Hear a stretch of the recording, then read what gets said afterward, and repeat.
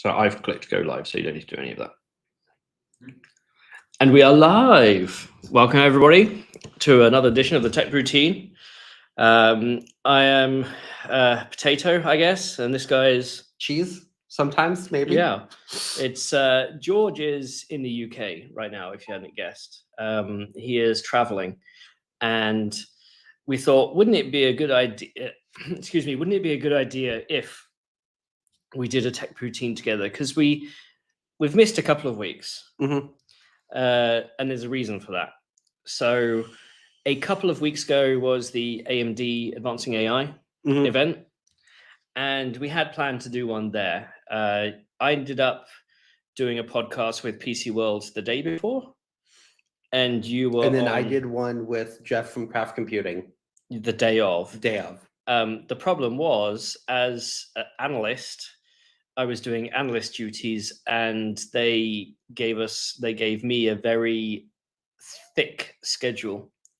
At so one you point, had that much time. I think there was a 4 hours, almost back to back, with a couple of minutes break in between, of FaceTime with executives. I mean, don't get me wrong, it was a really good use of the time. Yeah, getting really good insights into AMD as a company.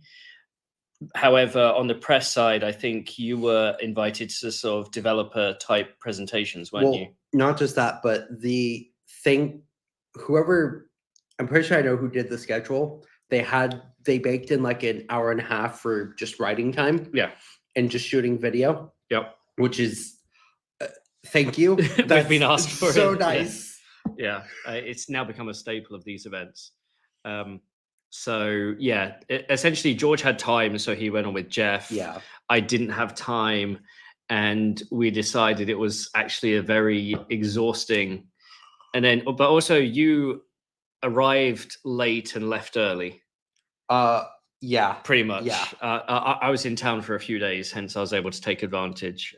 So unfortunately, we were able to miss that. In the show today, we'll cover a little bit of AMD Turin. Now that it's been a couple of weeks. And then last week, I was in New York for an IBM Analyst Summit. And yeah, the timing just didn't sync either then. Yeah, unfortunately not. Me traveling. But I'm here now. But now you're it's free, so perfect timing. You've been in the UK for almost a week. I know you've had a chance to go round. You're going up north. Yep, to Sheffield tomorrow. So he's going to see proper up north, and he's going to experience the rest of the UK rather than just London, and rather than just the random stabbings of the capital. George thinks he almost got robbed. Okay. So the TLDR of that was I was coming out of a Costa Coffee, which is like a big chain. So like think Starbucks or Dunkin' Donuts if you're in the US. And I was coming out just trying to get my bearings of, because I needed to get back to the underground station. So I was just trying to figure out on the maps where I needed to go. And this guy comes up to me and is like, "You got money?" And he had something shiny in his right hand. I was like, "No, I don't have any cash on me." And I just stepped back and walked away. It took me about 5 to 10 seconds after that to realize he could have had a knife in his hand. Am I certain it was? No. But so it's better to act like it is than to behave like it isn't and to get stabbed. So how many people here are from London who have had people request money from them? Well, it's not so much somebody coming up to request money, more so there was something shiny in his hand that was the bit that... No, but you told me you didn't realize at first, and then you, after in consideration, 5-10 seconds later. Well, no, because I noticed he had something shiny in his hand, but the fact that it could have been a knife didn't hit me until about 5 to 10 seconds after I'd already walked away. I have lived in London 12 years. This has never happened to me. George comes for less than a week. I'm just special like that. And he is the target of... shall we say, extracurricular activities. So it's It's fun. We met up a few days ago. I had to go renew my US visa, hence why I'm not in Hawaii at the Qualcomm Tech Summit this week, which is we're going to a little bit of that as well during the show. It's also RISC-V Summit this week. Yeah. So there was also some announcements there that we will go into. And if you've been watching the channel, I've been putting out some videos rapid pace about both. Yeah. And perhaps we'll issue a few corrections on the tech routine, because there are a couple of things I got slightly wrong, but inconsequential in the grand scheme of things. There's a lot of talk about just how busy this week, last week.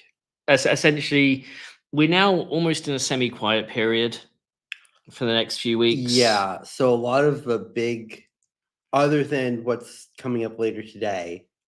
So today is Arrow Lake. Yeah. In a few hours. Yep. Unfortunately, we have a hard stop for the stream, so we won't be able to go into it. But all the specifications and details for those chips was actually announced on October 10th. Yes. It's just today we're going to get the full benchmarking numbers. George has chips and no motherboard.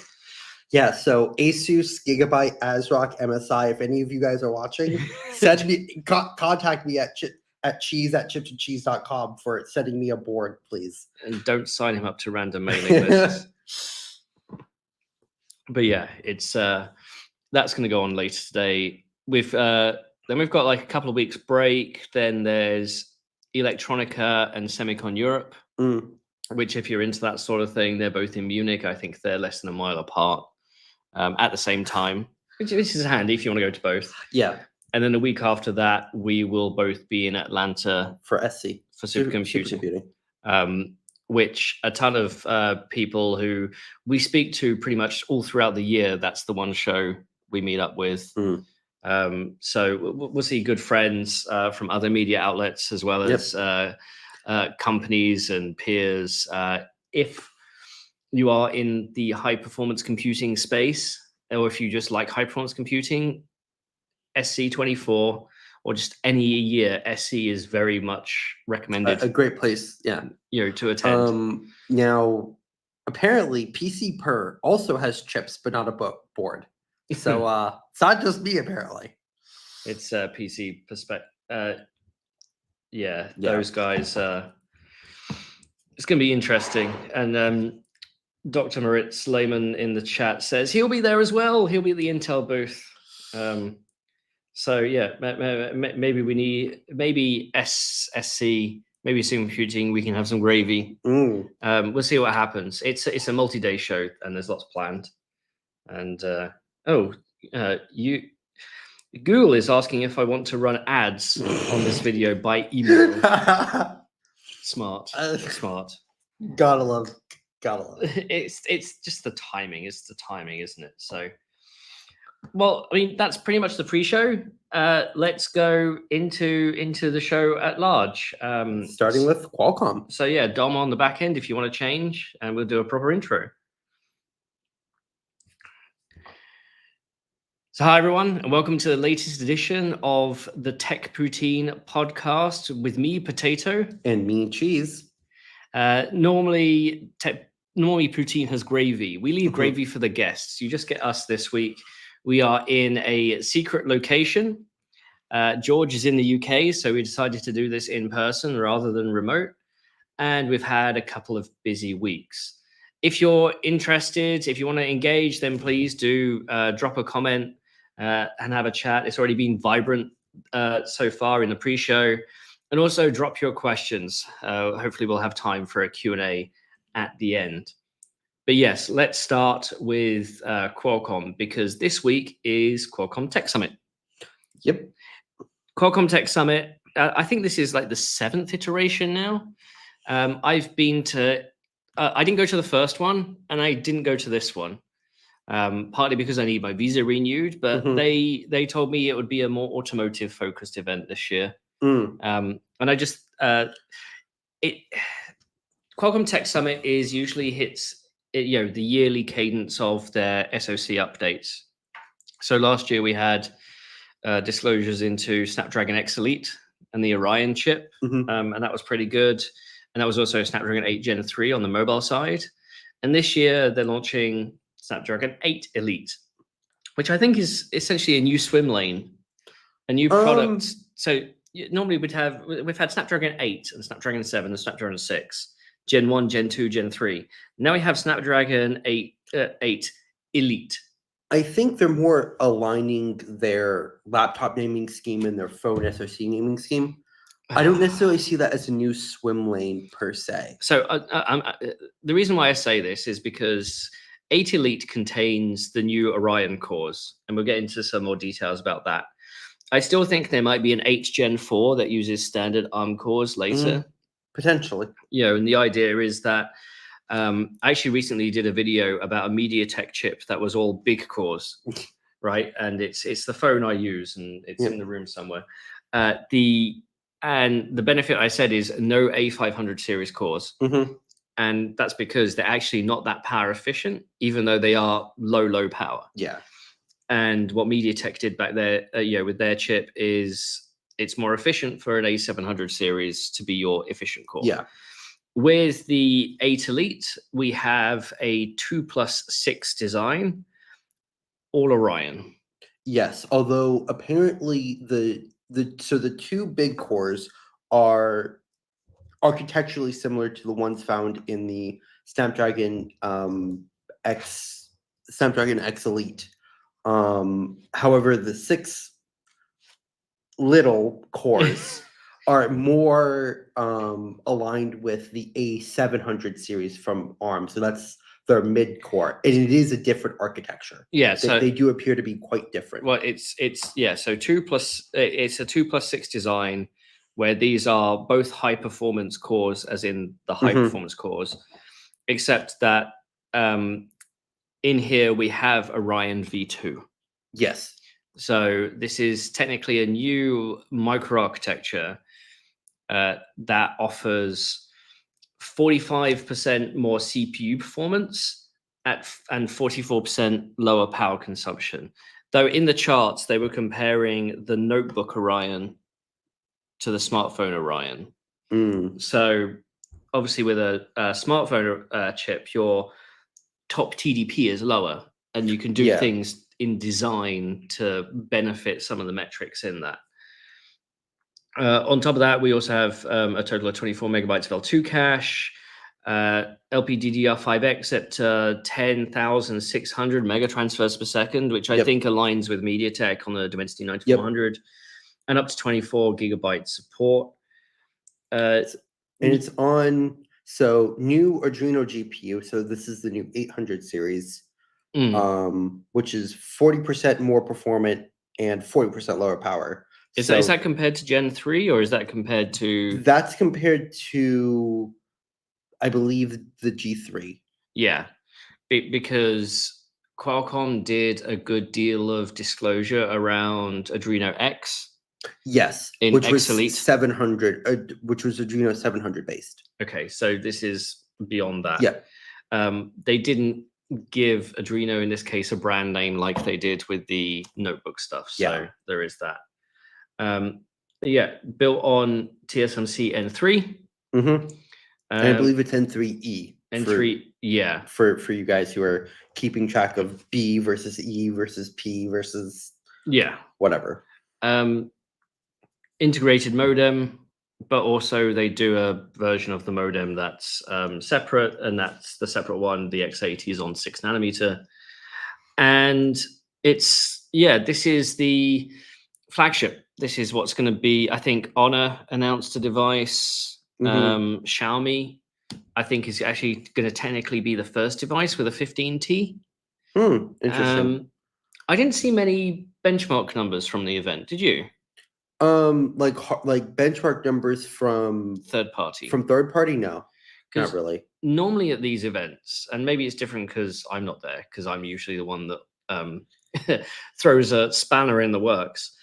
They give reference devices to the press, and they can only run the benchmarks that are pre-supplied, except I sometimes get special dispensation to run spec.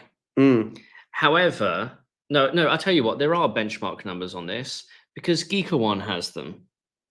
Oh yes, you're correct. Sorry, they seeded retail devices to specific publications. I don't see GeekerOne at events. I think I've seen him once, or somebody from the team once. And yeah, it's a little bit weird. I wasn't briefed on this launch, and the reason was you're not on site, which I felt was a bit weird. That being said, what it does mean is that the next generation flagships from everybody using MediaTek and everybody using Qualcomm are going to be all big cores. Yep. Which, given the power efficiency I saw on the 9300, big cores and bigger cores. Yeah, given the power efficiency I saw on the 9300, I think we're in for a new wave of really impressive smartphones. The thing is, for those of you who haven't seen the coverage I did on the 9300, what having an all big core design does is it increases your die size. Your power limitations are still the same. Yep. The thing is, it costs more for whoever's ordering it from the fab, and then it's slightly bigger in the package, but not enough to cause that much of a concern. And it hits and as a consumer, all it really does is hit your wallet. $20-25 at the upper end, maybe, if you add on all the BOM and all the additional overheads, that all the margins that everybody in that chain wants. But at the end of the day, you get a much better experience because all your background tasks finish quicker. Yep. And so that's what I'm looking forward to. Yeah, that's something that a lot of people sort of don't, especially what's interesting is talking about background tasks. So like running, this is more a PC sort of thing, but running like Discord in the background, or running, say, Discord, OBS, and a couple of extra things in the background, you are going to have,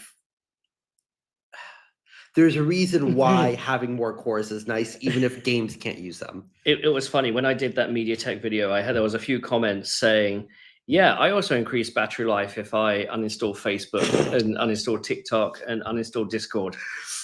It turns out messaging apps and stuff. Very battery heavy. Anything to do with Electron loves to eat some battery. Wait. Are you talking about Electron, the software, or electrons? I'm talking about Electron, the software. Okay. Yeah. Anything to do with electrons also consumes power. Funnily enough.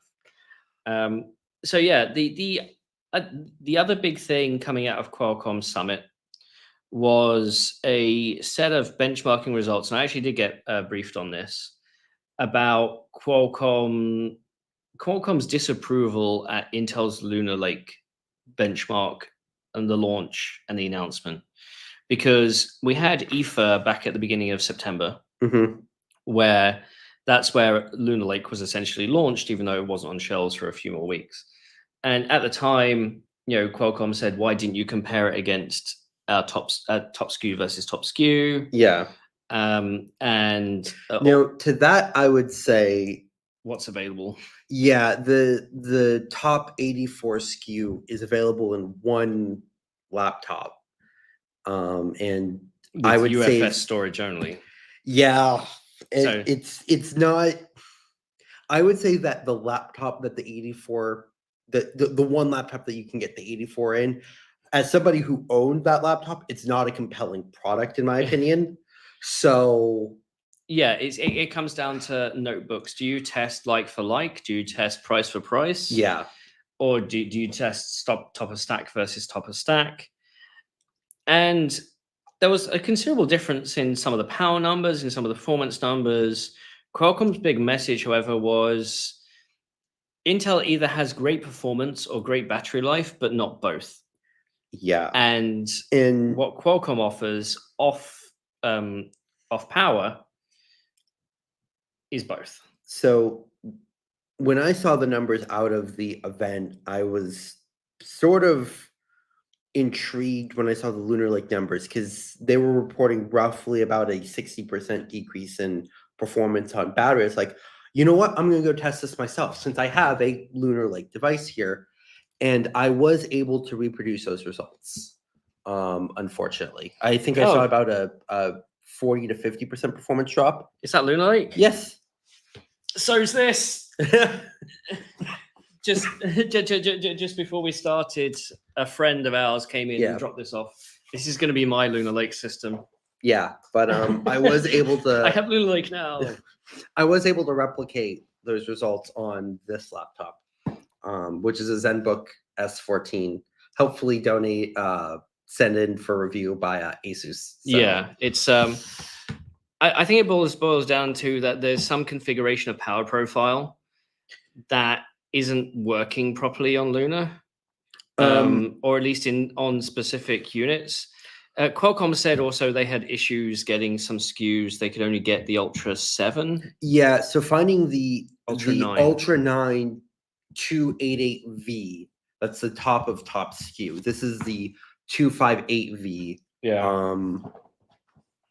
The 288V is actually. So this is a top SKU. Oh, is that the 288? This is a 288. This is nice. the Lenovo Yoga. Okay. And I know PC World, they were seeded one for launch. So Qualcomm actually took some of PC World's benchmark numbers for some of those slides. Okay. So when those slides, if you go out and see them on your popular website, they will have sometimes 288V numbers, and that's from PC World. And what's funny is I know that for Lunar Lake, Intel used some of Chips and Cheese's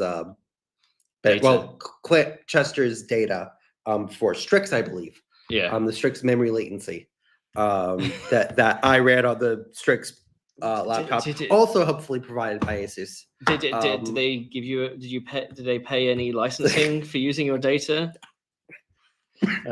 It's funny how this game works.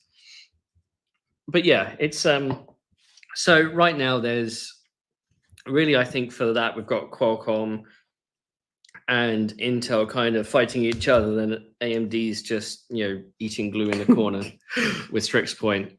Less eating glue, just more on the side, just going, oh, here's our chip. Well, I was told once that AMD has glue. Okay, Intel of 2017. Yeah, it's. I mean, jokes aside, I think end to end, this notebook generation, if you're in the mood for a thin and light, there's a lot of good choice out there on the latest generation, regardless of whether you choose Intel, AMD, or Qualcomm. Now, you might have specific software that you need to run, or you may need specific horsepower in the graphics. Different vendors will be better in different edge cases, and then obviously different chassis designs. I don't think you can go that wrong unless you get a serious down SKU. Yeah. But you also have to pay if you want the high end stuff. Yep. All of this stuff is coming in, around the $1,000 plus level, almost up to $2,000 if you want the highest end, or even higher. But also if you want even cheaper, like TN panel, 8 gigabytes of memory, 128 gigabytes storage, those things will exist. The one that's on my radar right now is the GPD Duo, which is the dual screen that folds out. That's going to be running Strix from AMD with 2 M.2 SSDs and I think like a 99 watt hour battery life for just shy of 2,000 and 64 gigs of memory. So yeah, as a video editor on the road, even though it weighs 4 pounds, it may be slightly better than this Meteor Lake system here. Or we'll see what happens with the Lenovo Yoga when I get a chance to open it. Oh, it looks like somebody's already broken the seal. There's actually a couple of bricks in there. So going from Qualcomm fighting with Intel, let's go on to Qualcomm fighting with ARM, because that really is, topic du jour. I ended up doing a video yesterday, recorded it in 20-25 minutes, an hour and a half editing, 2 hours exporting, 2 hours uploading it. I have really crappy internet. it's for those of you who don't know, Qualcomm and ARM haven't been best of friends for a long No. time, and Not it's since yeah. August of 2022. So in January 21, Qualcomm acquired Nuvia, a company that was creating custom ARM cores and SoCs for the enterprise for enterprise land. Mhm. As a result, Nuvia had a architecture license to build ARM v9 cores for enterprise. Was it V8 or V9? I believe it was v9. Okay, because I believe it was v9. okay. And the thing is, it was very widely publicized that Qualcomm acquired Nuvia specifically to go after the notebook market. Mm-hmm. So even though they had designed a server core, the acqui-hire, or whatever you want to call it, was to build cores for notebook. And and ARM turned around and said, well, the license isn't transferable when the acquisition happened. So Qualcomm's response is, well, we have a V8 architecture license anyway, that qualifies. The lawsuit that went up is because ARM still believes that the IP created from pre-acquisition is in use in products shipping today. Yeah. So when Qualcomm acquired Nuvia, ARM, I think about if I remember the timeline correctly, about 8 months after, actually, when did, let me go double check when Nuvia was bought by. It was 21st of January 21 is when my video went out. Okay. So in March of 2022, so approximately 14 months after the acquisition, ARM sent notice to Qualcomm that the Nuvia ALA was no longer in effect. So that's the ALA being the architecture license. Yeah. And that all IP made from that ALA or made under that ALA had to be destroyed. Yeah. Now, the thing is, you can't destroy memories. No. And I don't mean DRAM, I mean in your head, right? There are lessons learned.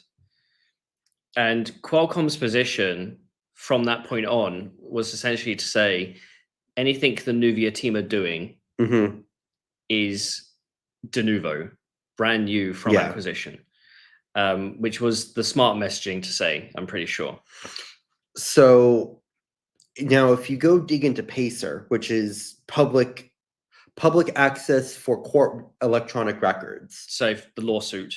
Yeah, if you go dig into the lawsuit, there's a few heavily redacted documents that point to evidence that ARM has that Qualcomm did not actually destroy the IP, regardless of memory or not.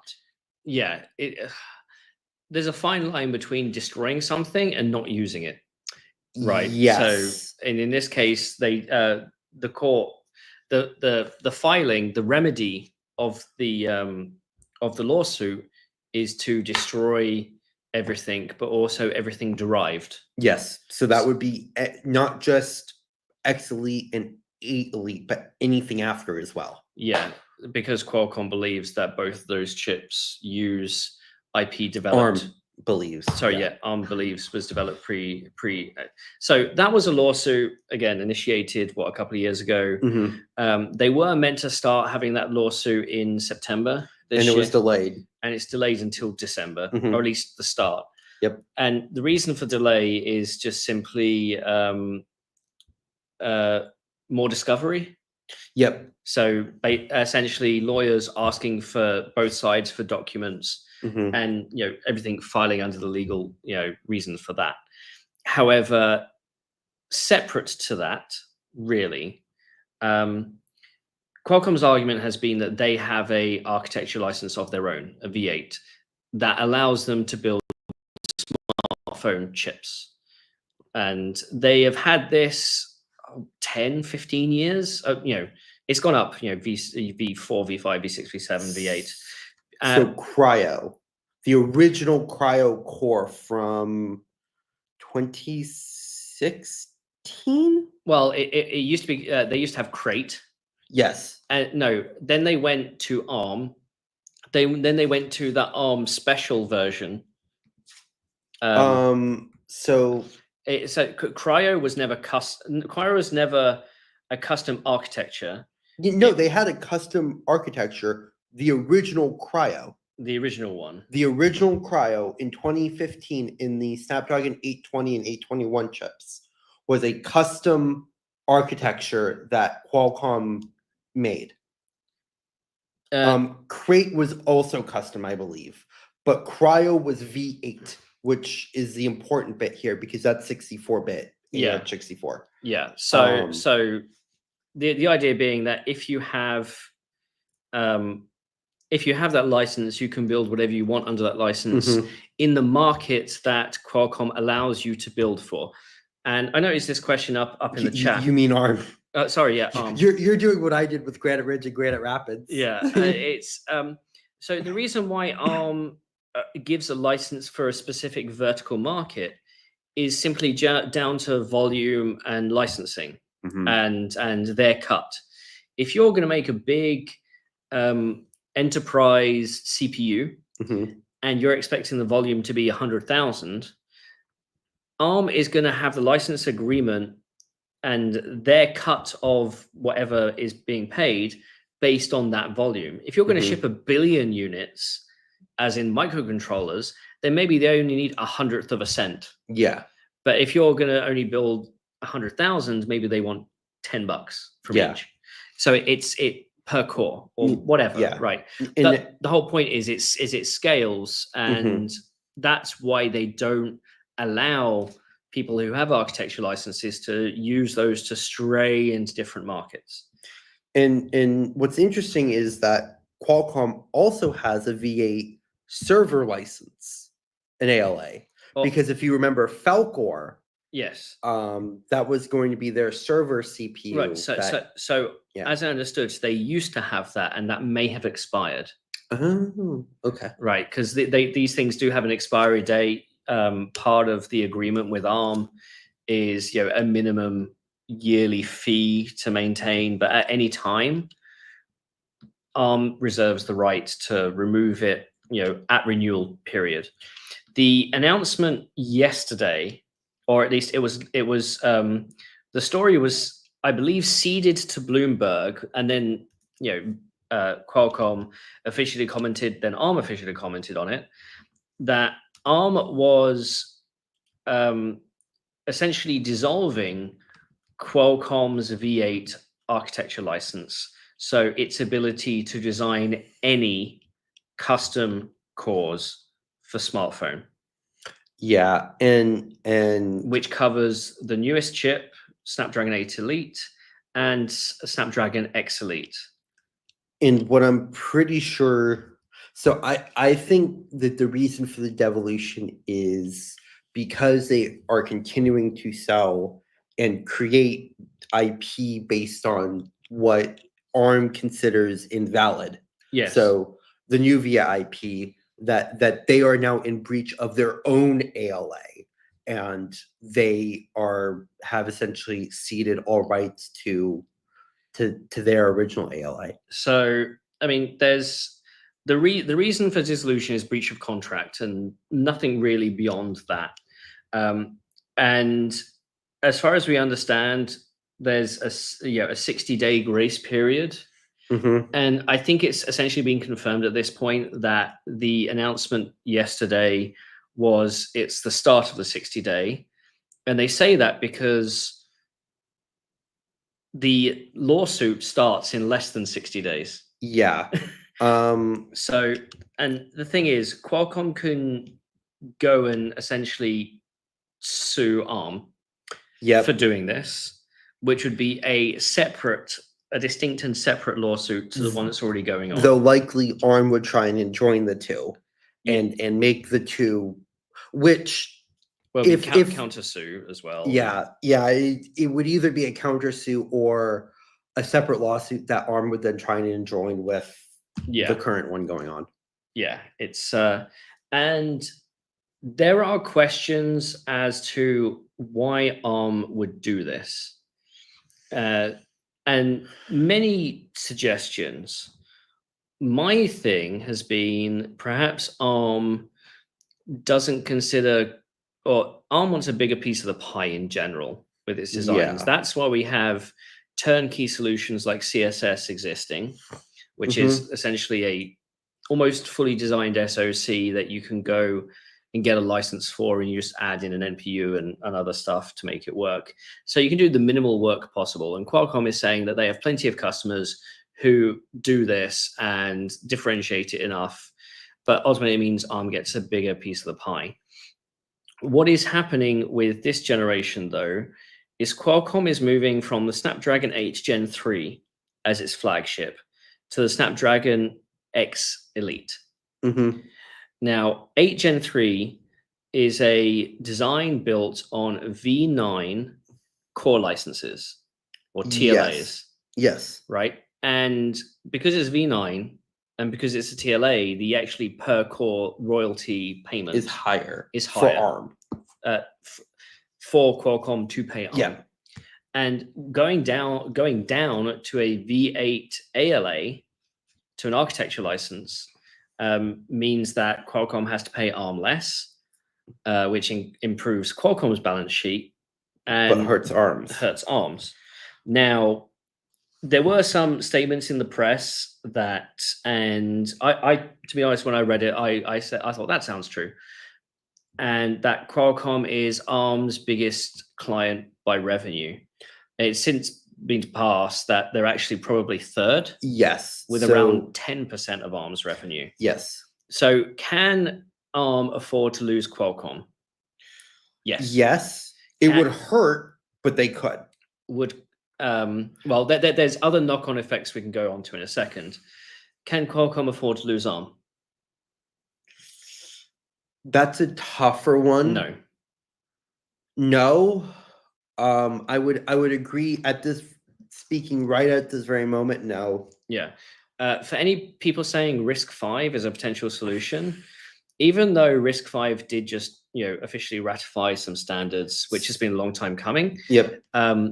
One, you have to go create high performance cores. That's going to take a couple of years. Two, you need to create a software ecosystem, which takes 10. Now, Google does have a RVA23 ABI for Android. Now, we'll probably talk a bit more about this a bit later. But so that's getting the ball rolling on RISC-V. Yeah. But that's just the ball rolling. Imagine if Qualcomm went and built a high-performance RISC-V SoC for smartphones, but then also had to emulate and translate all the ARM stuff on Android. We're already going through that now on Notebook. It's right? called Windows on ARM. Yeah. And Windows on ARMs are a hell of a lot better than it used to be 5 years ago. RISC-V on Android, doing that, you're going to have to wait another 5+ years and then build the software stack on top of it. It's going to be a road heavily paved with friction. Yeah. The thing is, both ARM used to be the quiet British company. Yeah. Right. And they're happy to take their small cut and be, sub $1 billion revenue and whatever. They got new management. They got acquired. They got more aggressive. And I guess if you're at the heart of however many billion smartphones and billions of other devices, you might want to beat your chest too, because you developed that IP and you feel like you should be compensated fairly for it. That's fine. But Qualcomm is similarly proudful of its position in many markets, and it defends it. So we've ended up with two very hot-headed companies trying to battle it out, and it's gonna go through part of the court system, the legal system. I fully expect that the end of it is going to be a out-of-court settlement, some money going in some direction, with some guarantee of some licenses for some amount of time. In the same way that NVIDIA I believe, has a 10-year architecture license after the whole acquisition target stuff going on. If Qualcomm, for example, had to pay some billions, they would want that architecture license to be part of that deal. Qualcomm has ARM has every right to refuse a customer, right? Yeah. So if everybody wants to go down swinging and fighting, right, it doesn't mean Qualcomm will ever get access to the next generation stuff. Yeah. Well, and honestly, I think this whole thing is honestly kind of a lose-lose for ARM as well. Yes. Like, at this point, I think it's going to be a lose-lose for everyone involved. It's every other customer and potential customer of ARM is looking at this going, what if that was me? Yeah. What if I get into that position? What if, the big 800-pound gorilla in the room comes and sits on me, right? How am I going to fare? If this is how ARM treats its third biggest customer by revenue. But we said at the time when they canceled the Nuvia license, this makes people who develop ARM IP as a business less willing to less valuable as an acquisition target, because if you acquire a company and you can't transfer any of the IP, or ARM makes you jump through hoops. I mean, that's part of the argument of the lawsuit, is that ARM told Qualcomm, that license isn't transferable unless you do this, this, and this. The thing is, this, and this included a dollar value, right? And Qualcomm's argument is you're changing the terms, or we're already covered, so it doesn't matter. We're really getting into the weeds of what a proper licensing agreement should have. And it turns out that where there's a will, there's a loophole, right? And that's what's going on right now. When George and I met up this morning, around about 9:30, I got an email from my inbox. ARM gave an official statement basically saying Qualcomm's abusing its position, and ARM has every right to defend its IP. And Qualcomm's argument is ARM's being aggressive. And they have the appropriate licenses to go and do what they're doing. They basically pointed because it's like, it's your fault. Yeah. Next steps, ARM could go for an injunction, right, to stop Qualcomm selling X Elite and 8 Elite. Though, how often do injunctions like that work? And the other lawsuit is happening first. So referencing Serve the Home, so that's Patrick Kennedy, who has a JD or a Juris Doctorate, not practicing, but does have a degree in law. He also agrees that it's likely that Qualcomm's going to file for an injunction on ARM's termination. So ARM's going to file an injunction to stop for Qualcomm to stop selling chips. And Qualcomm's going to file an injunction to stop ARM's termination. I should point out, even though Patrick Kennedy, has a background in law, it is this sort of law. So it's mergers and acquisitions of tech companies. He did that with PwC for almost a decade in the Bay Area in Silicon Valley. So he knows a lot of this stuff through and through. That's why when Qualcomm did this, when the Nuvia license was pulled and the lawsuit happened, I got him on video to talk about it. I just also happened to be at his house. Good. How convenient. How convenient. He's moved twice since then, so it is what it is. So it's busy week for Qualcomm, not only because it's their tech summit. Some people say, well, did ARM target this to be right in the middle of Qualcomm's biggest event of the year? Yes. These things don't happen in isolation. It was pointed out that this does take time away, executive time away from an event to go react to something happening externally, as it were. But however, you also have all the press and partners there. So Qualcomm also had the best opportunity to amplify their response, right? So it's a double-edged sword doing it that way. It is what it is. But that's Qualcomm Summit.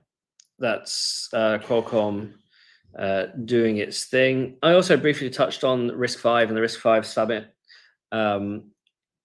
This RVA23 profile standard.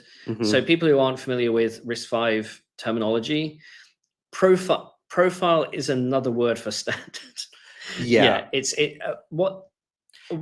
standardizing all the different ISAs within the RISC-V ISA. Well, so the whole point about RISC-V is that it's open source. Everybody can do what they want, which leads to immense fragmentation.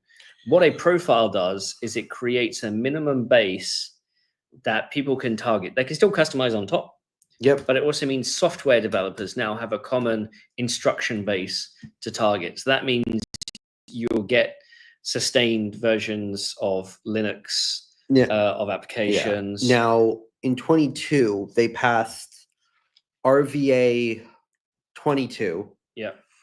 As well as the sort of more embedded focused RVI 22. RVA23 is now ratified in 24. That's how fast the RISC-V International works, for what it's worth. There are some complaints that it does a few things that it shouldn't do, like compressed instructions. There are people saying they've added in vector as a necessity. Whether that's right or wrong, for as much as this has to happen if we want to see RISC-V cores move up in the performance stage. On the back of this, we know that there's a couple of companies out there building high performance RISC-V cores, Torrent and Ventana Micro, and then whatever the hell Revos is doing. Everybody else plays in the embedded space now. I think even NVIDIA this week says that they've shipped 1 billion RISC-V cores. Yes, but those are RISC-V cores that you're never going to see. Because they're microcontrollers, they're fixed function. They're only doing one or two things. But that's essentially where RISC-V has been playing for such a long time, and that's where it makes sense. It's eaten ARM's market at the low end. So people saying, ARM shooting themselves in the foot with this thing with Qualcomm, maybe RISC-V can come up. No, RISC-V still isn't performant enough. The profiles have only been, ratified. It's getting there, but they also need the software ecosystem on top, and that's going to be a hard slog. I wish them the best because we need more competition here.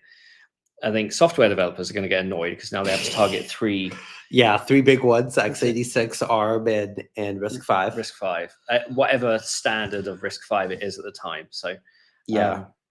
Good stuff. Also coming out of RISC-V Summit is SiFive is coming out with a new development board based on the P550 cores that they announced 2 years ago.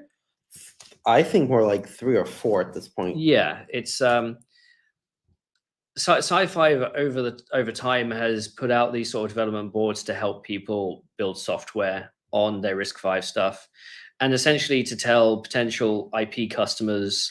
So June 22nd, 2021 was the press release for the P550. And that at the time was meant to be the highest performance RISC-V core in the market. The thing is, announcing IP and delivering in silicon are two very different things.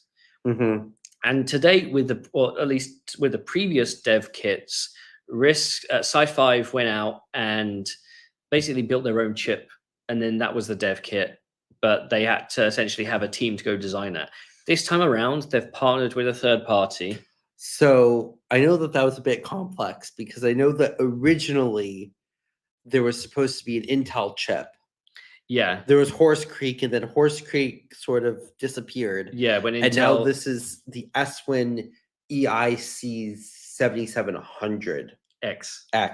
Thank you. So it's not Zen 4. The 7700X. Apparently everything's called 7700X. The thing is, Horse Creek was meant to be like the lead platform there. Intel pulled the $1 billion RISC-V development fund as part of their IDM when they were pulling back. However, this board, you essentially put that chip on a carrier. So the idea is that you can keep the base and you can change the carrier if you need different sorts of cores. this is a 3-year-old core, and SiFive have more advanced IP than this. And But this is the cycle of that market. critically, it's P550 does not have any vector ISA. Yeah. Right. So you can't play with RISC-V vector, the RISC-V vector ISA. It's hopefully we can get Dom to put a link. Is it on Arrow? Yes, Yes. it's on Arrow. Yeah, for $599. It's the pre-release right now version, so it has a version of Yocto Linux, but it doesn't have GPU drivers yet. I'm not even sure it has network drivers yet. That's coming with Ubuntu, which is coming by end of year. And so they're working with canonical Ubuntu. Yep. And then that's going to have, it's got an inbuilt imagination GPU. It up to I think the dev board right now is 16 gigs. There's going to be a 32 gig LPDDR5 version.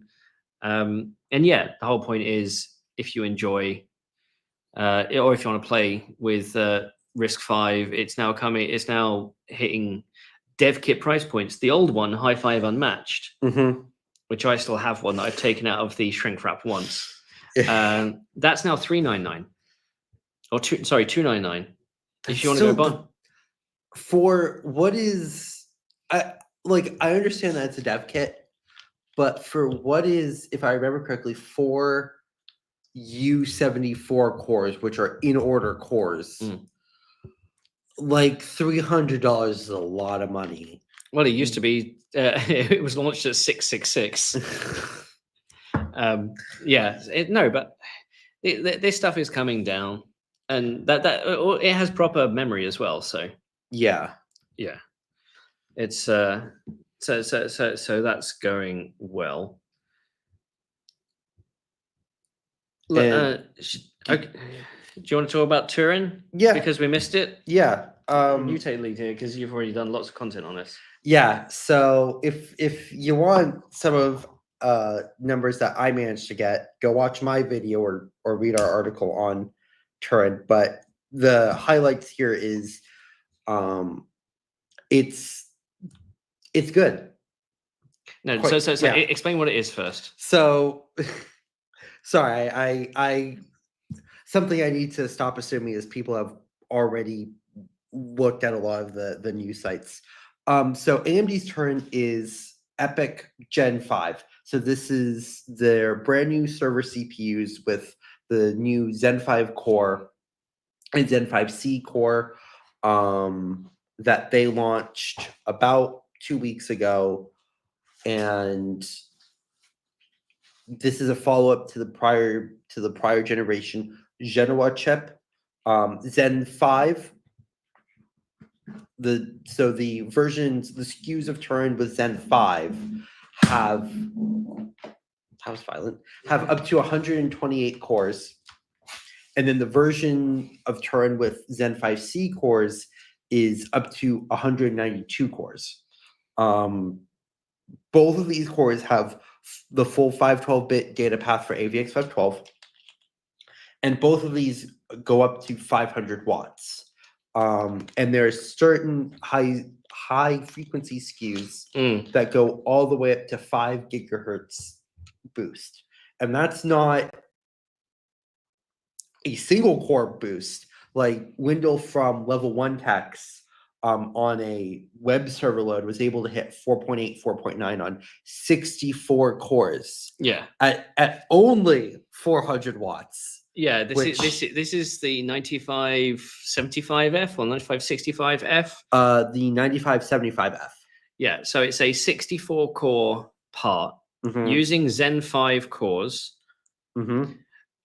and all core boost at 4.84, 4.9. Yeah. Well, granted, that's a web server workload. So yeah, not the most intensive workload, but still 64 cores at 0 to 5 gigahertz. I'm ready for Threadripper. It's I mean, it was only a few. It's only send both Ian and I a Threadripper Pro with 64 cores. It was only a few years ago we were talking about 2.93 gigahertz being leading in Yeah, I know. enterprise. 28 cores at 3 gigahertz. Yeah, insanity. Yeah, but in the last couple of AMD EPYC launches, what they've done is they've essentially mixed together the previous and the current gen into their SKU stack. Basically saying we're going to keep selling the old and bring in the new at these various price points.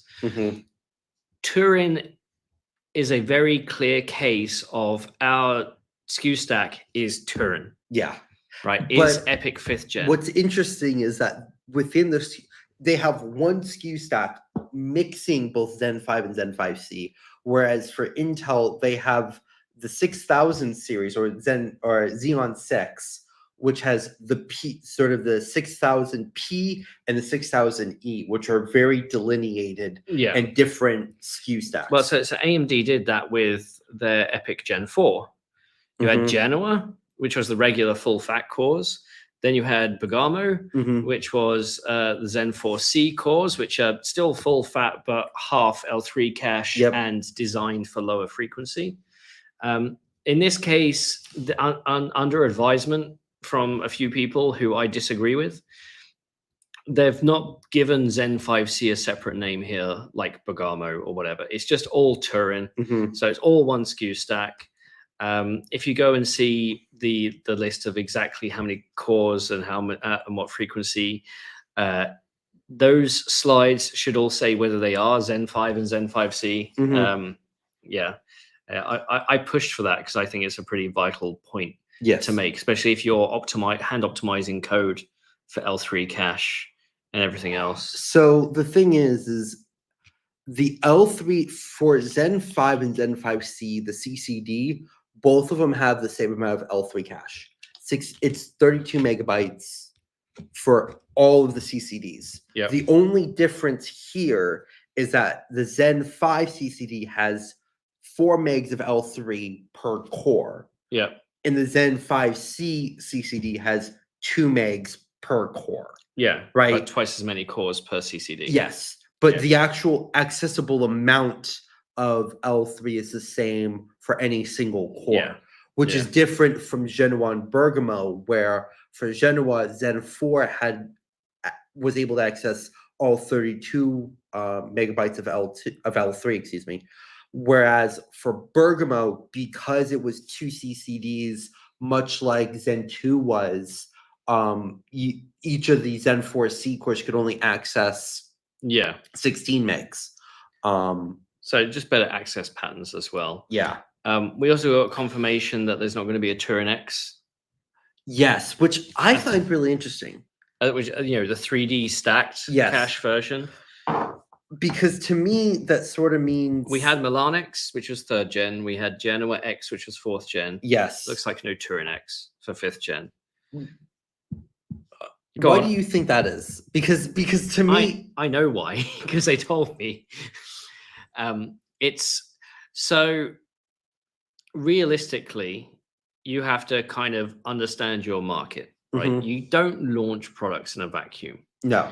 And AMD caused a big splash with Milan-X. And they highlighted the workloads it would be good for: EDA, CFD, that sort of, and weather modeling, that sort of stuff. Then moving to Genoa, so EPYC Gen 4, with Genoa-X, you had DDR3 to DDR4, the DDR4 to DDR5 transition as well, right? And it turns out that there is a market for it. The market isn't as frequently updated or frequently changes hardware enough to warrant Turin getting an X version. There's going to be we expect there to be consumer 3D versions, and I think they're even, Well, AMD's already said that on Twitter. They've already showcased, a big promotional campaign saying X3D for Zen 5. So the fact that it's not coming enterprise, you essentially build you build hardware for the market that will purchase it, and the X3D stuff was focused a lot more on the markets that are very heavily CPU compute bound. Turns out those aren't markets that update every year. Interesting. And or at least their deployment of hardware, is used for a long time. So it's not like AI right now where we're seeing people buy more and buy more and buy more, and CPU space, people talk about 3, 5, 7 year, cycles. Turns out with stacked Vcache, it's a similar thing. Not in consumer space. No. But in enterprise space, when you're buying. The other argument has been that in order to build a 3D version of Turin requires wafers. Not just wafers. And packaging time. But if you're limited on wafers and limited on packaging, why go build a 3D version when you can just build more chips and they will sell? Or why not go build, more MI300Xs, right? More AI chips. Yeah. Yes. And if you go look at the 9175F, that is a 16-core Turin SKU with 1 core per CCD. So you have access to all 32 megs of CCD. cache for a single core. And I think that that's really sort of their new sort of, if you're doing EDA stuff, here you go. Or if you're doing like weather modeling, anything that loves a lot of cache, here you go. This is your SKU now. There is a slight difference. EDA is still more single core. Weather modeling is parallel. Right. But so I was sort of just pulling. So it has 32 megs of L3 cache, like an IBM chip. Yes, actually, yeah, you could think of it like that. So give me virtual caches as well. I think the latency of going die to die. Oof. Yeah. Would be rough. If you haven't seen our videos about the new IBM Telum 2 architecture, do go check them out on my channel and Chips and Cheese. But yeah, so Turin essentially being released, coming to market. Reviews came out and said, this is a really good chip. Yeah, it's nice and efficient. For you guys that like the channel Folding Ideas, line go up. Everybody likes bigger lines, right? Yeah. So a net positive for AMD. It's that, though, we're actually, next week is financials week. Actually, it's already started we've seen TSMC and ASML. We've got AMD and Intel next week, and AMD's bulk of AMD's data center revenue, it looks like it's going to be MI300 AI related. So that's going to take the lead, the front seat. At the launch last week, we also saw MI325X get an official launch, which is their new GPU. There is one spec change. Yes. So at Computex, they announced that the MI325X was going to have 288 gigabytes of HBM3E. It's now only 256. Oh, only 256. The official reason is it better aligns compute to workload, as in compute to memory. They said it was a better balance. The thing is, those 256 gig cards still have 288 on them because they're still 12 high stacks. The reason why it's 256 is because they can technically get down bins, which gives them access to more cheaper HBM. Okay. No, you know what? If I 100% I can, no, that makes a ton of sense, because I know that the rumor mill, the omnipresent rumor mill, has been saying that getting bins, HBM bins for Blackwell has not been easy. Yeah.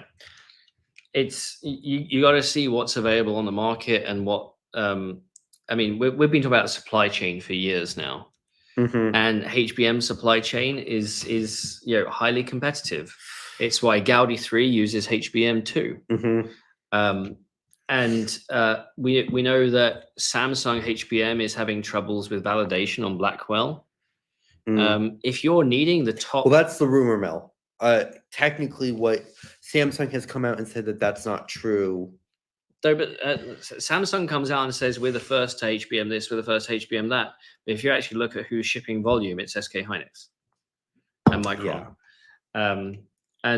So yeah, if AMD wanted to validate Samsung, it would be easier if they didn't need the highest capacity, and they could take some down bins. So perhaps but NVIDIA's played that in the past. They've had is it the A100 that has 80 gigs? But that's technically 5 times 16, even though there's 6 times 16 on the chip. So no, so A100 and some H100 chip. H100 and A100.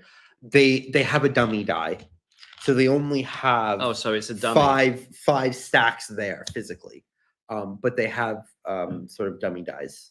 Okay, so. But yeah, no, it's something that can be played around on that side. And continuing sort of on the x86 train here, the x86 ecosystem advisory board. Yes. AMD and Intel partnering together. Has hell frozen over? So we've got Qualcomm, Intel, Qualcomm, ARM, AMD, and Intel. Together, it's all roses, honestly. So it's AMD and Intel are inextricably linked in x86 land, and we won't regale the story of all the legal battles they've had over the years. However, it was about 14 years ago that a judgment was made and an agreement was reached. Basically, that gave them a complete cross-licensing agreement on all x86 technology. Cross-licensing agreement is the official name. What it really meant is we won't sue each other for infringing on IP. Yeah. So it meant that don't look too deep, and we're good. Yeah, and or if you see something you like, it will take you a couple of years to get there. Yeah. Solid reactor. Enemy of my enemy is my CPU advisory member. Yes.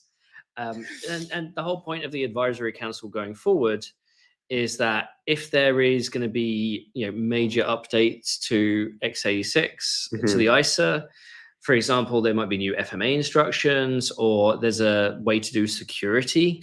Yep. Or maybe there's a way to do rentable units, that they would bring companies together in the ecosystem for which it's relevant. So in security, you need the networking players like Cisco and Broadcom. Or if it's to do with baseband management control, you need Dell and HP. Yeah. And if it's to do with the Epic Games Store, you need Tim Sweeney. And if it's to do with the Steam Deck, it's Torvalds. All these. The idea is that when there is a potential for difference of opinion, these people come together and try and find a unified way of implementing a feature, but such that it is the same from a developer perspective. Yes. It can be different in silicon. It can be different in microcode.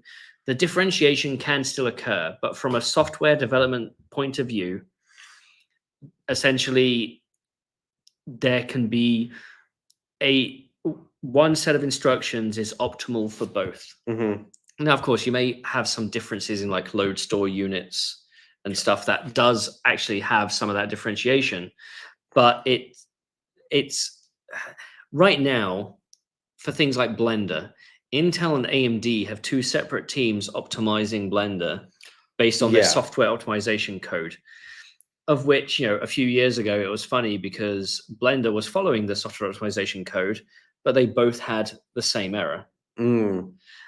So the point of the advisory council, and this is like really, really, really early stage, is to nip those issues in the bud straight away, so they can still differentiate, but not be so different. However, I asked the point, what if there's still a disagreement? And I was told if there's still a disagreement, companies can still do whatever. So there could still be bifurcation. For stuff where I think Jeff McVeigh from Intel said, if the horse has already left the stable, then there's nothing the advisory council is going to do about it. So things like x86S and AVX 10.1, 10.2, that's all essentially done and dusted. I kind of hope that APX gets a bit of a relook, because I think that there's several ways that you can improve APX. So in my opinion, so there could be a version in the future that they both agree on. Yeah. Which acts as a superset of what's come before. That's fine. Yeah, like to me, for example, like APX, they should sort of just have a new encoding for it. Like just have a new, don't try and do Rex2 and EVX, and just make a new encoding for it. Launch it with AVX 10.2 and have those essentially be your two encodings moving forward. Yeah. But that's a completely separate argument, and we are starting to run a bit because we have a hard cutoff at 3. Yeah, I know. And so, regarding the advisory council, I think a lot of people have said it's taken a while. This should have happened a while ago. And, and the thing is, it has in some ways informally. It's informally happened because they've sort of it's had to happen. As in Adobe or Oracle or Microsoft has gone, you must do this now. Yeah. So this doesn't mean that, for example, NPUs are going to be optimized across the board or unified. Sorry. Yeah. This doesn't mean that compilers are going to be unified. It just means that both sides will try to agree on a common solution that still allows. The thing is with NPUs, right? Right. Intel has its own architecture. AMD has its own architecture. Qualcomm has its own architecture. Apple has its own architecture. There is a unifying layer across at least 3 of those, and that's called WinML. Yes. Nobody uses it because it's unoptimized and they prefer to do their own thing. So there's still room for people to go and do optimized software on top. That doesn't change any of the downstream efficiency and compatibility stuff. That's a good point. Would Qualcomm be part of that advisory council in the future if it's doing x86 emulation? If it's an x86 advisory board, should x86 emulation be part of it? If you've got thoughts on that, put it in the comments. Yeah, I kind of suspect not, but we'll see. Do you want to do like a quick 5-minute rundown on what's left of the sort of notes here? 60 seconds each? No, it's everything else in this is pretty minor. Okay. So yeah, let's move on to the Q&A. We've got about half an hour for Q&A. Unfortunately, I have to get an Uber home because I've got meetings and stuff to do still to do tonight. And also perhaps open this up. It's maybe I can have a look while we're on stream.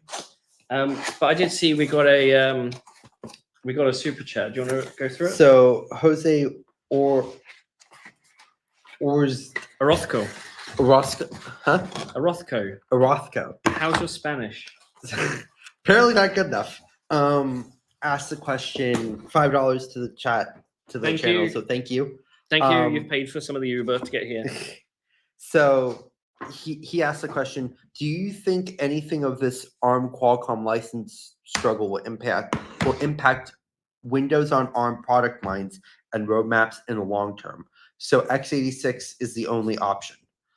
So depending on how this goes, I think there could be a big impact here.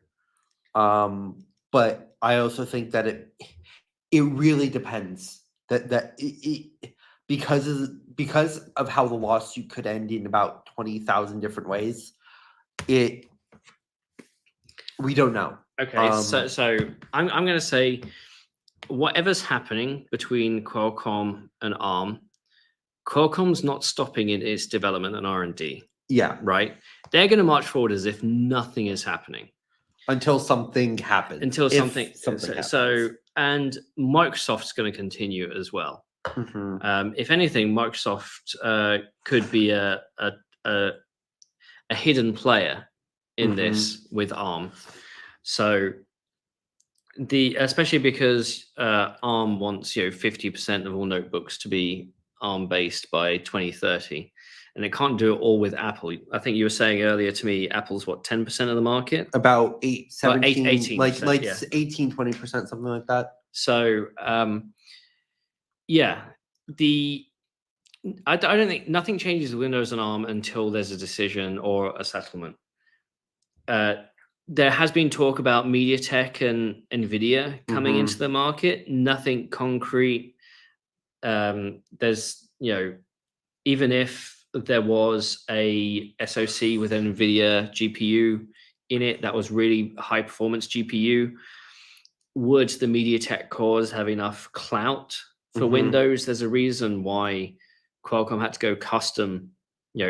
Qualcomm's had amazing battery life on its notebooks for generations. However, that only mattered when it met a minimum standard of performance in Windows. And I don't know if a MediaTek chip using off-the-shelf ARM cores will get there.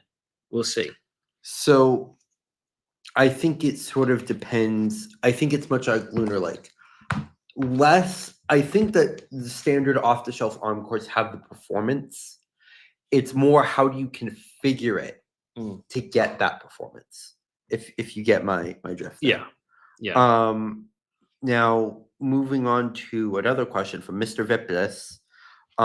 Isn't all of Qualcomm dependent on ARM? Yes, for the most part, yes.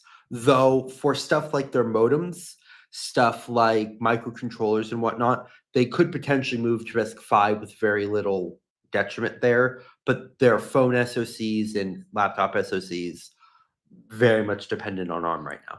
The wireless business, it could move to RISC-V as base cores pretty quickly. Automotive, yeah. I mean, ARM cores are used in a lot of stuff. Yes, but again, as just general off-the-shelf cores, they get peppered everywhere. So RISC-V is actually a pretty compelling ISA for just standardization of embedded stuff. It's actually pretty good at that. And we've seen a lot of cores towards that. Like you said, NVIDIA has shipped a billion RISC-V. A billion. Yeah, no, I'm looking. It's a 65-watt charger, by the way. Yeah, I saw the I was trying to. And then a follow-up question from Mr. Viptis. Why do EDA tools even matter if you are using masks? Like the chemistry and time recipe is not translated. EDA is like compiler. You compile to target. Yeah, and I think that was in reference to like talking about Turin, maybe. And so that's more like. No, this is an early question because it's higher. It's yeah. Then I don't remember what we were talking about. It's you're translating. It's like a compiler translating to machine code. Yeah. Intel's EDA tools only speak to Intel equipment. Cadence and Synopsys speak to all equipment. So, shiny. Let's ignore chat for the time being. And just look at this. So, Core Ultra 9 288V, base speed 3.3 gig, 8 cores, 8 threads, 32 gigs. I think it's got a Micron 1 terabyte. Arc 140V with 16 gigs. I'm not connected online. Windows 11 Pro. And this is going to have, what's I believe the iGPU is the same as this laptop, except that one clocks a little bit higher. If I remember correctly, up to 2.15 gigahertz versus 1.95 for the 25.8V. Yeah. So it's interesting. And the button for disabling the camera is on the side. you know, ever since I got my Meteor Lake here, you know, the Asus ZenBook with the slidey cover, I use it a lot. I just feel a bit more settled. So next on the list, Ahmed Haider says Qualcomm should increase their GPU cores number. They stuck at 1536 ALU cores since 8 Gen 2. Now, this is an argument that keeps coming up. Why don't these companies build more GPU into their SoCs in general? One, you got to think how much of the market uses GPUs. Well, not just that. Who cares if it's 1536 ALUs as long as it's better? Like, well, no. So sometimes they'll choose a design point where they put more ALUs, yeah, but run it at a lower frequency because then it's just more efficient. yeah, You pay for that in die size. yeah. But I'm more thinking about, okay, great, but they've had architectural improvements since the Gen 2. So they've went from Adreno 7 to Adreno 8. It's like they've made improvements beyond just ALU numbers, right? So like Architecturally, yeah. So and other resources and stuff. So yeah. Alterix asks or says, I wonder if ARM will sell their own designs more directly and depend less on third parties to repackage or design their own chips using ARM spec. Making the ecosystem more hostile is just a start. So they are selling their own designs, but in the server realm, essentially, with the CSS Genesis. Well, so it's ARM's always been about turnkey, and in order to get a bigger piece of the pie, they just design more of the pie. Yeah. I think this is more pointing out if ARM built their own chips. The problem there is ARM doesn't have all the IP it needs. ARM doesn't own all the IP it needs to make an SoC. They actually do still need to license a few things. It doesn't have a proper AI IP. It has Ethos, which is more embedded. That's not. Ethos hasn't had an update in what, 4 years? It got a revival in the press earlier this year for a couple of things. Oh, did it? Yeah. I must have missed that because I thought that. Well, now they have GraphCore, just based off GraphCore, big brain. Yeah, there is that. So, there's been this question of why would ARM compete against its clients and I think the point is the way ARM sees more adoption is by doing more of the work for its customers. Yes. And I don't mean in a semi-custom environment. I mean in just simply, what do you want? How much does it weigh? Yeah. It's decent. It's about 3 pounds. Yeah. It's so they're trying to reduce friction by making their designs easiest to use. Again, this comes down to what does differentiation mean, and some companies still want to do the heavy lifting, and whether ARM will let them do that. Yeah. Right. Whereas if ARM is trying to funnel everyone down turnkey designs.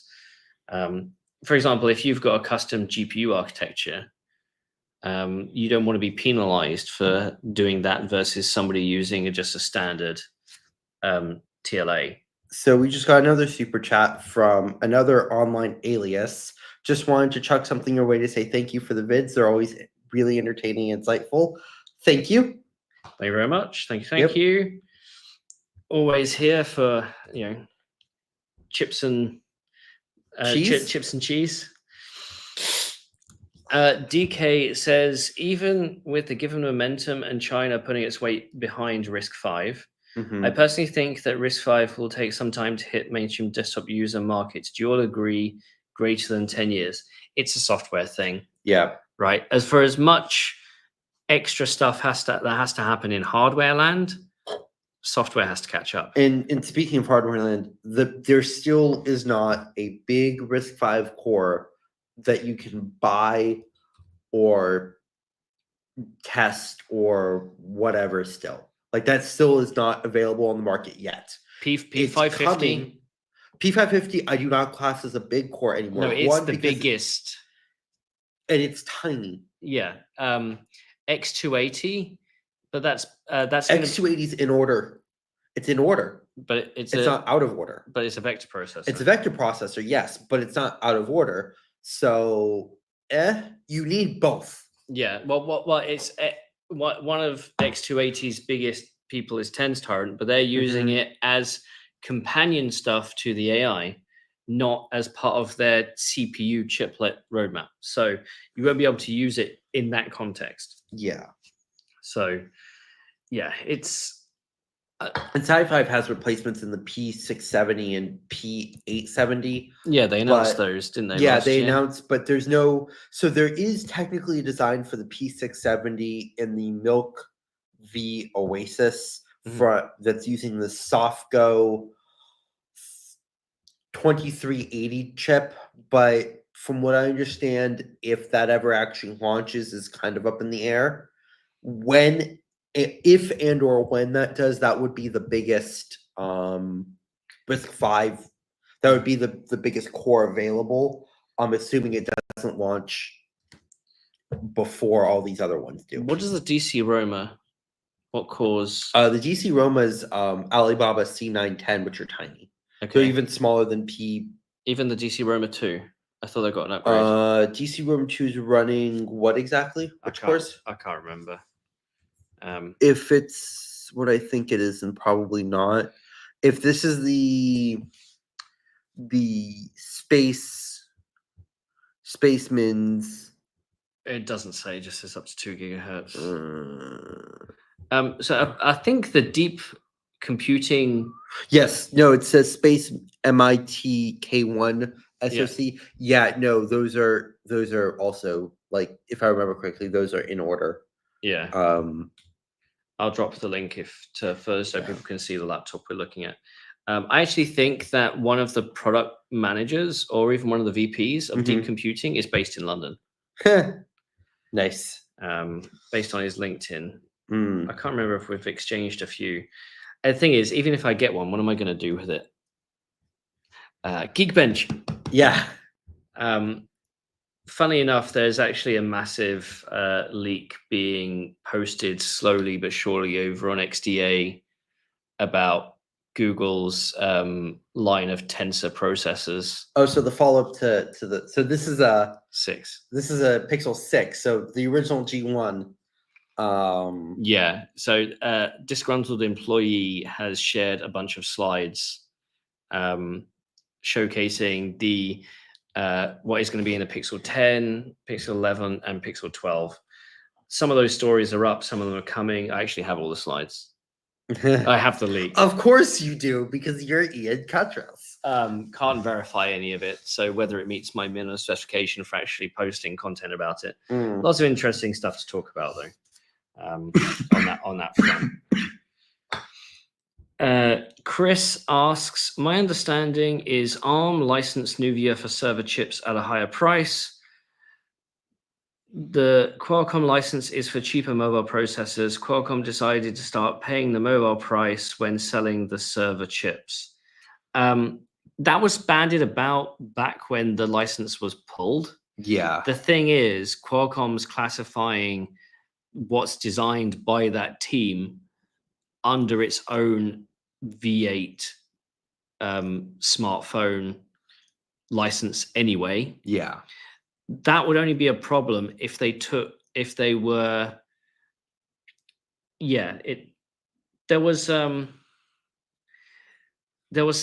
I think there was some argument that the server pricing would be less and Qualcomm was trying to pay the lower pricing, and that would have been the server pricing, but it turned out to be the other way. So either way, Qualcomm's argument is essentially, we have this license, we're using it. Yeah. Under its agreement, and ARM is turning around and saying no because of the other stuff because of the acquisition. Yeah. So it's Rectide is asking for a mini MI300A. So Threadripper with a GB, not going to happen. Strix Halo. Yeah, that's being rumored. That's 40 CUs according to the rumor mill of RDNA 3.5, 16 cores, No, but is it 256-bit memory? Supposedly, yes. 8-channel memory? Yeah. Well, 16 channel type. Yeah, 16 channel because Oh, LPDDR. But yeah, supposedly it's 256-bit, and it has 32 megs of SLC/Infinity cache, what according to the rumor mill. what TDP? So I think it's 55 watts up to 120. So basically it's the TDP of like Adjusted. my Strix laptop, which I have in there, Yeah. which is a Strix Point CPU and then a dedicated DGPU. Yeah. So, So and then we have another question, super chat from Rectide. Maybe just a rumor, but thoughts on Samsung and Intel foundries working together.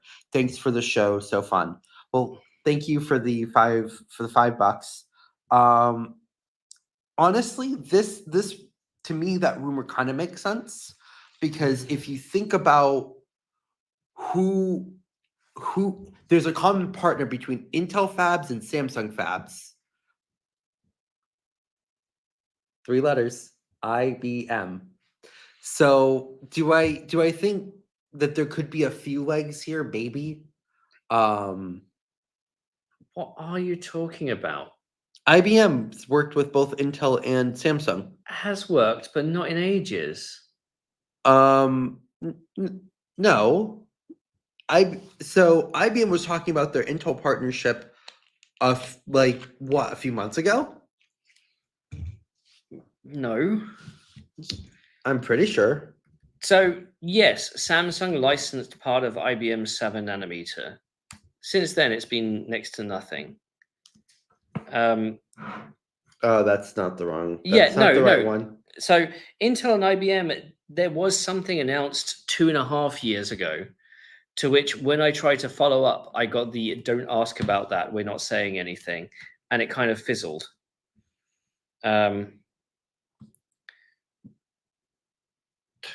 Yeah, and in terms of Foundry, no. I look at Samsung Foundry Mhm. and what it's missing and what it provides and what its customer base is. And right, they have trouble. They're having trouble right now on leading edge, and making it yield. And they have some good numbers and whatever.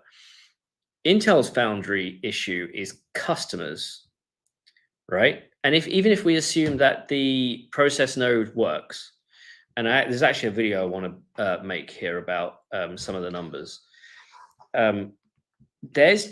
Intel's not in a position to spend money and resources trying to help fix Samsung's node development in exchange for customers, right?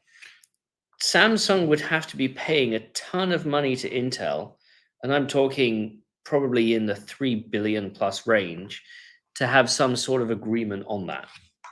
Otherwise, I don't think it's worth Intel even attempting, because they've got their own stuff to sort out. So I was doing some Googling over here, and I might be speaking out of my back end here. I apologies on that, but I thought that there was a more formal. No, so IBM a couple of weeks ago or about a month ago announced that they were deploying Gaudi 3 in Yes, IBM Gaudi Cloud. 3, I remember that, but I was thinking that there was work between IBM and Intel on the Foundry side. 2.5 years ago, they announced something that came to nothing. I thought that there was a lot more going on there. No. Okay. No, they announced like $1 billion collaboration stuff. And I tried to follow up with it 3 months later, 6 months later, 9 months later on both sides. And yeah, everybody I spoke to said, yeah, we're not speaking about that. Which basically usually means it fizzles out. Do you remember when Intel acquired Soft Machines? The reverse hyperthreading crap. Not really, no. For those of you who do remember, do you know how many briefings I went to where people asked, is this doing reverse hyperthreading? Because you acquired that company with the technology, and it just fizzled to nothing, right? Intel didn't speak about it. People like me amplified the technology, thinking it was pretty cool.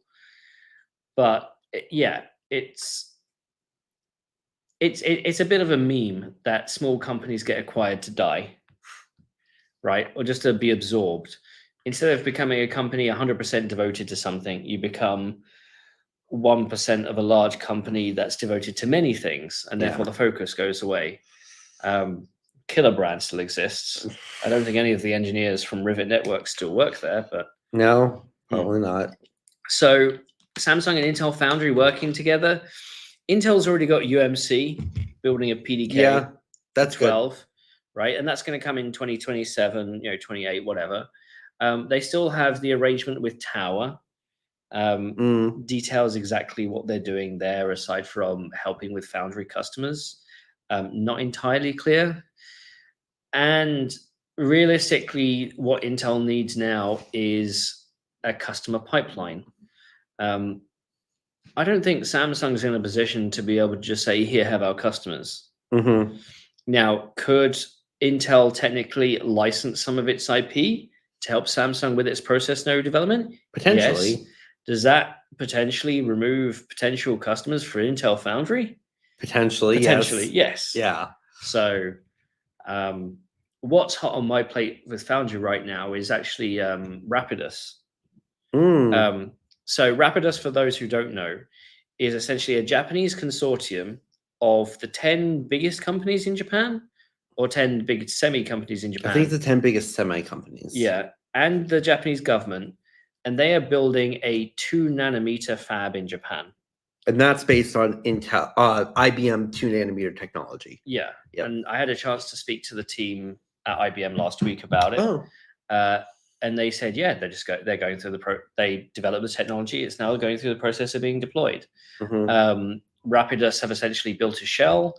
They're putting in tools. I think the first EUV machine is going in soon to enable that. And that's going to be a brand new entrant to leading edge foundry, primarily designed for Japanese chips, of which the first out of the gate should be a Tenstorrent chip.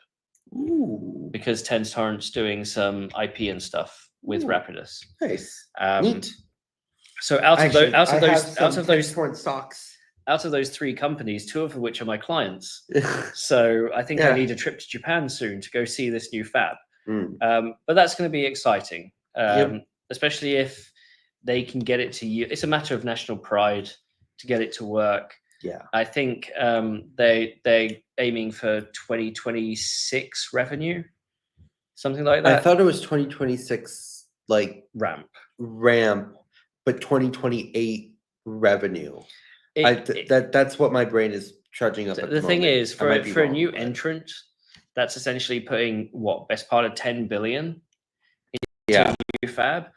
What does the success look like? 50% yield on 100 square millimeter chip? Who knows? So, and I think sort of to wrap up with our last question from C Glazer, does AVX 512 take some die space? If yes, why put it on every chip? And for me, this question has a very simple answer, and that is you don't want ISA segmentation. This is what I've been yelling at Intel about with their consumer chips and not having AVX 512. You don't want ISA fragmentation because that's bad for the ecosystem. I have a lot of thoughts behind this, and that if I could rant for an hour or two about this, but we do have to wrap up. But basically, to quickly answer your question in 10 seconds, it's because you don't want ISA fragmentation. You want to be able for all your developers to target one platform, one version of your ISA, and be done with it. Same reason why RVA23 exists. Same reason why AMD and Intel are now doing the ecosystem group for x86. It's all the exact same reasons. So Nimic does say the eCores don't have AVX 512. Yes. It's in the server space. You can afford some fragmentation if the products are market specific. And the point Intel is trying to make is you have the E-core products for cloud, and you have the P-core products for everyone else. But to me, that doesn't work because they're both general computing platforms, regardless. Yeah, and These are not a, specialty chips, right? Yeah. So, oh, I just got an email saying meeting with SiFive. It's maybe don't they hate you? No. They have a new marketing manager who's ex-Intel, so I'm going to meet up with him, or at least have a chat with him tomorrow, and hopefully speak about this new platform, this P550 platform, and see what's going on. And maybe get another one in and leave it in the corner of my room. Hey, I want to test it. Hey, if you're just gonna throw it in your side of your room, you know my address. Ship it to me. Yeah, I do. Well, it's so one thing we have to wrap up here. It's you may notice the audio is better this time.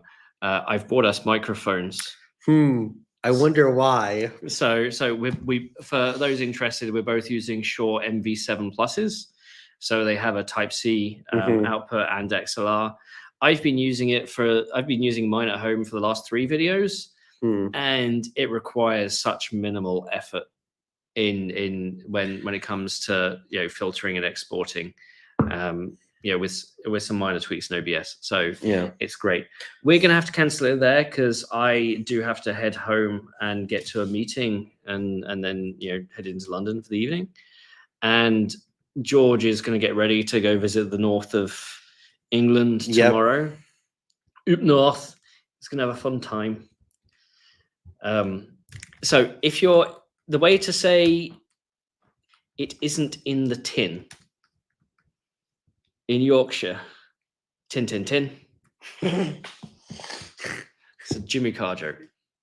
But with that, we're going to say auf Wiedersehen and goodbye. But don't forget to check out Chips and Cheese now on Substack. Yes. So do go and subscribe. And if you like what they do, throw them a couple of bucks as well. Also, Chips and Cheese has a YouTube channel. Yes. So go check that out as well. And I might end up doing an Aerolink video, maybe.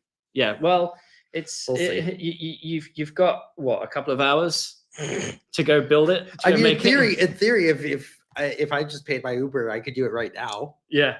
But unfortunately, I have no performance numbers because I don't have a. Well, you're going to go back to your hotel room with a good microphone, so you can do it there. But I don't have any numbers. I don't have any latency or bandwidth numbers. It doesn't matter. You can do a live reaction to Gamers Nexus numbers or something.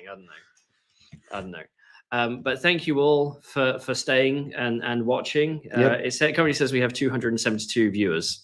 Wow. So it looks like earlier tech poutines are getting the traffic. Yeah. Especially in to wake up earlier. Yes, it does. Oh. Either that or I'm traveling more. But again, yes, thank you all for watching, and we'll catch you on episode 10. Should be next week. Have a good one, y'all.